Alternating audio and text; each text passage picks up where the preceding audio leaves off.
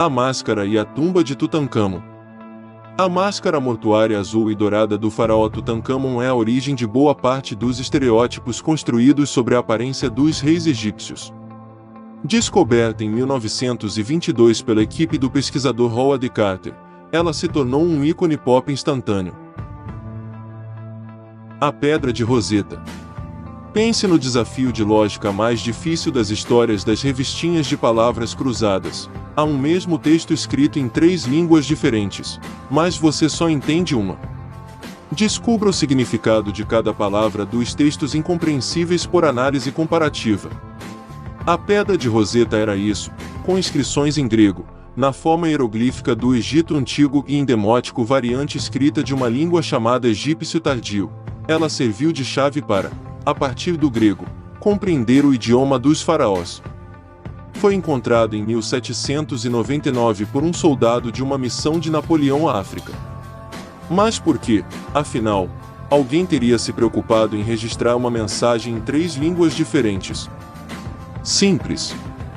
A pedra contém um decreto promulgado em 196 a.C. por Ptolomeu V. E quando o assunto é uma ordem do rei, é melhor garantir que todo mundo tenha entendido. Os papiros de Oxirrinco. Seria muito estranho se, daqui 2 ou 3 mil anos, alguém vasculhasse o local onde costumava ficar seu quarto e encontrasse, com uma alegria indescritível, os restos da sua coleção de livros do Harry Potter, 1 ou 2 revistas e um monte de papel de rascunho.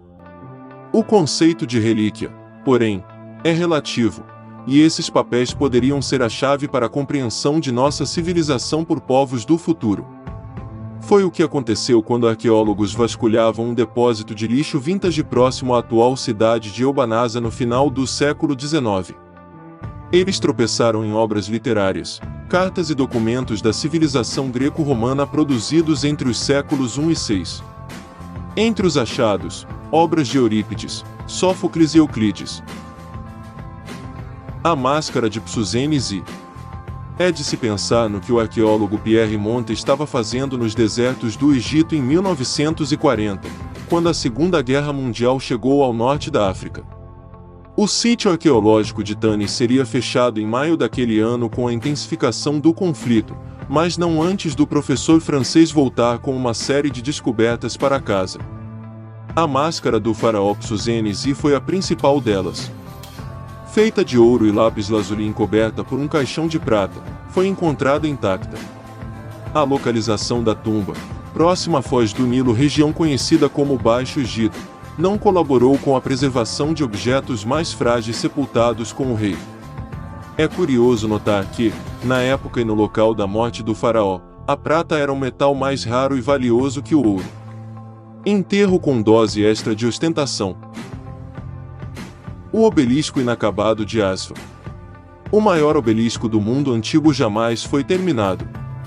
Começou a ser esculpido em uma pedreira no território da atual cidade de Aswan por encomenda da faraó Hatshepsut, que reinou entre 1479 e 1458 a.C. Se o brinquedo tivesse ficado pronto, pesaria cerca de 1,2 mil toneladas e teria 42 metros de altura. Foi moldado diretamente na superfície da rocha, e até hoje está só parcialmente separado da peça de granito de que seria extraído. Uma imensa rachadura obrigou os artesãos a abandonar o projeto antes do fim. É provável que, depois de erguido, ele fosse fazer companhia a um irmão menor, o obelisco de Latrão, que pertencia ao templo Amon, em Karnak, e foi levado para a Península Itálica no século IV pelo imperador romano Constâncio II. Sua ideia era levar a escultura a Constantinopla, nova capital oriental do Império Romano, mas a escultura nunca chegou lá. Deir el-Medina. Apesar do nome árabe atual, Deir el-Medina era o backstage das tumbas faraônicas da região dos Vale dos Reis. Era o vilarejo habitado pelos artesãos que trabalhavam nas obras de criptas tão célebres quanto a de Tutancâmon lá em cima. As escavações no sítio histórico começaram em 1922, ofuscadas, por ironia, pela descoberta concomitante do primeiro item da nossa lista. Hoje, O antigo vilarejo é considerado um dos registros mais bem conservados das interações sociais e das condições de trabalho e vida na época. Sua localização, isolada dos centros urbanos, pode